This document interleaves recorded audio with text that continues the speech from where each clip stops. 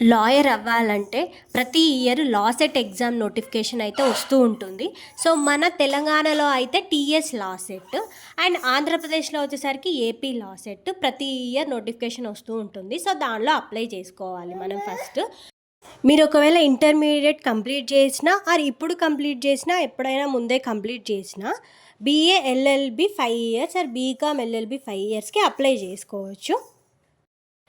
Degree or BTech చేసినా కూడా LLB 3 years ఉంటుంది మీకు. సో డిగ్రీ చేసిన వాళ్ళకి 3 ఇయర్స్, ఇంటర్మీడియట్ చేసిన వాళ్ళకి 5 ఇయర్స్ ఉంటుంది.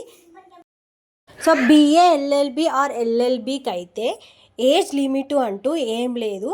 ఇక్కడ నో ఏజ్ లిమిట్ ఇది అప్లై చేసుకోవడానికి. సో ఒకవేళ మీకు లాయర్ అవ్వాలని ఇంట్రెస్ట్ ఉంటే, మీరు కూడా కోర్టులో వాదించాలని ఇంట్రెస్ట్ ఉంటే మీరు అప్లై చేసుకోవచ్చు ప్రతి ఇయర్. సో దీనిలో ఏమేమి సబ్జెక్ట్స్ ఉంటాయనేది నా నెక్స్ట్ వీడియోలో చెప్తాను. సో ఒకవేళ ఇలాంటి అప్డేట్స్ మీకు కావాలి అంటే నా ఛానల్ సబ్స్క్రైబ్ చేసుకోండి. And thank you so much.